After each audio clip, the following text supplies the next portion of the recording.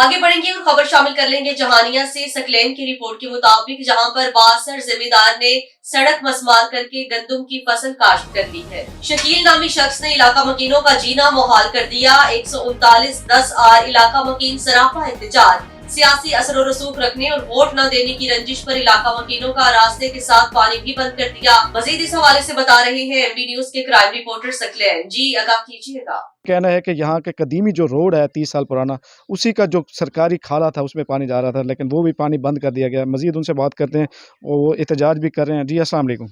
अस्सलाम वालेकुम जी, मैं हाजी अफजल बोल रहा ਚੱਕ ਨੰਬਰ 139 ਟੈਨਾਰ ਦੇ ਚ ਰਹਿਣ ਵਾਲਾ। ਤੇ ਜੀ ਸਾਡਾ ਪਾਣੀ ਬੰਦ ਕੀਤਾ ਗਿਆ ਹੈ ਸਿਰਫ ਇਸ ਵਜ੍ਹਾ ਤੋਂ ਕਿ ਤੁਸੀਂ ਸਾਨੂੰ ਇਲੈਕਸ਼ਨ ਦੇ ਵਿੱਚ ਵੋਟ ਨਹੀਂ ਦਿੱਤੇ।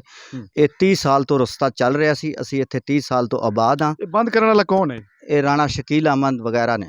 ਅੱਛਾ, ਕਿਉਂ ਬੰਦ ਕੀਤਾ ਹੈ? ਉਹਨਾਂ ਨੇ ਇਸ ਵਜ੍ਹਾ ਤੋਂ ਬੰਦ ਕੀਤਾ ਹੈ ਕਿ ਤੁਸੀਂ ਸਾਨੂੰ ਇਲੈਕਸ਼ਨ ਦੇ ਵਿੱਚ ਵੋਟ ਨਹੀਂ ਦਿੱਤੇ। 9 ਫਰਵਰੀ ਨੂੰ ਬੰਦ ਕੀਤਾ ਹੈ, ਪਹਿਲੇ ਚੱਲ ਰਿਹਾ ਸੀ, ਅੱਜ ਤੋਂ 5-6 ਸਾਲ ਪਹਿਲੇ ਤੋਂ ਇਹ ਪਾਣੀ ਚੱਲ ਰਿਹਾ ਸੀ। 8 ਤਰੀਕ ਨੂੰ ਵੋਟ ਹੋਏ ਨੇ, ਸ਼ਾਮ ਨੂੰ ਇੱਥੇ ਗਿਣਤੀ ਹੋਈ ਹੈ, ਸਾਡੇ ਚੱਕ 'ਚ ਦੂਜੀ ਪਾਰਟੀ ਜਿੱਤ ਗਈ ਹੈ। ਉਹਨਾਂ ਆਖਿਆ ਇਸ ਲਿਹਾਜ਼ਾ ਸਾਨੂੰ ਵੋਟ ਨਹੀਂ ਦਿੱਤਾ ਗਿਆ, ਅਸੀਂ ਪਾਣੀ ਨਹੀਂ ਜਾਣ ਦੇਣਾ। ਉਹ ਕਿਹੜੀ ਪਾਰਟੀ ਨੂੰ ਸਪੋਰਟ ਕਰ ਰਿਹਾ ਸੀ? ਰਾਣਾ ਸਪੋਰਟ ਕਰ ਰਿਹਾ ਸੀ ਨੂਨ ਲੀਗ ਨੂੰ, ਚੌਧਰੀ ਇਫਤਖਾਰ ਨਜ਼ੀਰ ਹੋਰ। ਅੱਛਾ, ਤੁਸੀਂ ਕਿਹਨੂੰ ਵੋਟ ਦਿੱਤੇ? ਅਸੀਂ ਵੋਟ ਦਿੱਤੇ ਨੇ ਇਸਤਕਾਮ ਨੂੰ ਤੇ ਹੁੱਕੇ ਨੂੰ, ਕਈਆਂ ਨੇ ਦਿੱਤੇ ਨੇ। ਅੱਛਾ, ਤੁਹਾਡਾ ਕੈਂਡੀਡੇਟ ਕਿਹੜਾ ਸੀ? ਸਾਡਾ ਕੈਂਡੀਡੇਟ ਸੀ ਚੌਧਰੀ ਜਵੇਦ ਤੇ ਨਵੀਦ ਤੇ ਦੂਸਰਾ ਬਾਜ਼ ਵੱਲੋਂ ਸੀ ਇਜਾਜ਼ ਨਿਆਜ਼ੀ ਸਾਹਿਬ। ਅੱਛਾ, ਜਿਹੜੀ ਸੜਕ ਵਾਲਾ ਮਾਮਲਾ ਹੈ ਉਹ ਕਦੋਂ ਆਇਆ? ਉਹ ਸੜਕ ਵਾਲਾ ਮਾਮਲਾ ਅੱਜ ਤੋਂ ਤਕਰੀਬਨ 6-7 ਮਹੀਨੇ ਪਹਿਲੇ ਉਹ ਕਣਕ ਬੀਜੀ ਗਈ ਆਬਾਦ। ਉਹ ਕਿਹਨੇ ਬੀਜੀ ਹੈ? ਉਹ ਰਾਣੇ ਸ਼ਕੀਲ ਅਹਿਮਦ ਨੇ ਬੀਜੀ ਹੈ ਜੀ। ਅੱਛਾ, ਉਹ ਰਸਤਾ ਕਿੰਨਾ ਪੁਰਾਣਾ ਸੀ? ਉਹ ਰਸਤਾ ਤਕਰੀਬਨ 30 ਸਾਲ ਤੋਂ ਚੱਲ ਰਿਹਾ ਸੀ। ਉਹ ਕਲੋਨੀ ਦਾ ਰਸਤਾ ਸੀ ਜਾਂ ਉਹਨਾਂ ਨੇ ਛੱਡਿਆ ਹੋਇਆ ਸੀ? ਉਹ ਕਲੋਨੀ ਦਾ ਰਸਤਾ ਹੈ, ਗਵਰਨਮੈਂਟ ਦੀ ਜਗ੍ਹਾ ਹੈ। ਅਸਾਂ ਕੇਸ ਕੀਤਾ ਹੈ, ਉਹ ਕੇਸ ਕਰਨ ਤੋਂ ਬਾਅਦ ਅਸੀਂ ਉੱਥੇ ਤਰੀਕਾਂ ਦੇ ਉੱਤੇ ਗਏ ਹਾਂ। ਤਰੀਕਾਂ ਦੇ ਉੱਤੇ ਉਹਦਾ ਸਟੇ ਉਹਨਾਂ 3 ਦਫਾ ਲਿਆ, 3 ਦਫਾ ਸਟੇ ਖਾਰਜ ਹੋ ਗਿਆ। ਖਾਰਜ ਹੋਣ ਤੋਂ ਬਾਅਦ ਉਹ ਜ਼ਮੀਨ ਜਿਹੜੀ ਹੈ ਉਹਨਾਂ ਨੇ ਗਵਰਨਮੈਂਟ ਦੀ ਸੜਕ ਦੇ ਵਿੱਚ ਨਕਸ਼ਾ ਬਣਾ ਕੇ ਦੇ ਦਿੱਤੀ ਹੈ। ਉਹ ਨਕਸ਼ੇ ਤੋਂ ਬਾਅਦ ਉਹ ਨਕਸ਼ੇ ਵਾਲੀ ਜਗ੍ਹਾ ਵੀ ਨਹੀਂ, ਉਹ ਜ਼ਮੀਨ ਛੱਡ ਹੀ ਨਹੀਂ ਰਹੇ। ਉਹਨਾਂ ਨੇ ਆਖਿਆ ਅਸੀਂ ਇਹ ਨਹੀਂ ਛੱਡਣੀ, ਭਾਵੇਂ ਚੱਕ ਟੱਚ ਦੇ।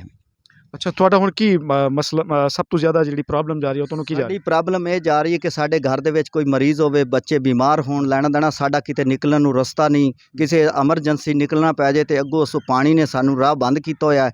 ਅੱਗੋਂ ਜਿਹੜੇ ਜਿੱਥੋਂ ਸਾਨੂੰ ਪੱਠੇ ਲੈ ਕੇ ਵੀ ਸਿਰ ਤੇ ਲੈ ਕੇ ਜਾਣੇ ਪੈਂਦੇ ਨੇ, ਜੋ ਉਸ ਕਣਕ ਵਾਲੇ ਬੰਨੇ ਤੋਂ ਵਿੱਚ ਕੋਈ ਵੜ ਜਾਏ ਤੇ ਉਹ ਲੜਨ ਵਾਸਤੇ ਤਿਆਰ ਹੋ ਜਾਂਦੇ ਨੇ। ਅੱਛਾ ਹਾਂਜੀ। ਅੱਛਾ, ਹੁਣ ਤੁਹਾਡਾ ਕੀ ਮੁਤਾਲਬਾ ਹੈ? ਸਾਡਾ ਇਹ ਮੁਤਾਲਬਾ ਹੈ ਕਿ ਸਾਡੇ ਤੇ ਮਿਹਰਬਾਨੀ ਕੀਤੀ ਜਾਵੇ ਤੇ ਇਹ ਸਾਨੂੰ ਰਸਤਾ ਖੁਲਾ ਕੇ ਦਿੱਤਾ ਜਾਵੇ ਤੇ ਲਿਹਾਜ਼ਾ ਸਾਡੇ ਤੇ शफकत की जाए ते पानी साडा खोलिया जाए।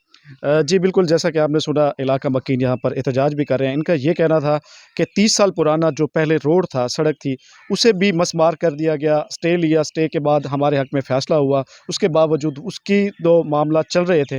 अभी तक कब्ज़ा भी उन्हीं का है, उन्होंने गंदम काश्त कर रखी है। बाद में इलेक्शन के बाद रंजिश की बिना पर उन्होंने जो है सड़क, जो कदीमी सड़क 30 साल पुरानी जा रही थी, जो चौक चौराहे पर मेन सड़क जाती है, यहाँ पर हॉस्पिटल भी नहीं है, यहाँ कोई फैसिलिटीज़ भी नहीं है। अगर कोई बीमार हो जाए, सबसे ज़्यादा जो मसला होता है वो सड़क पे गुजरने वाले बच्चों का भी होता है। और इन्होंने मुतालबा किया है आईजी पंजाब से और गवर्नमेंट तमाम इदारों से कि हमारे मुतालबे को फिल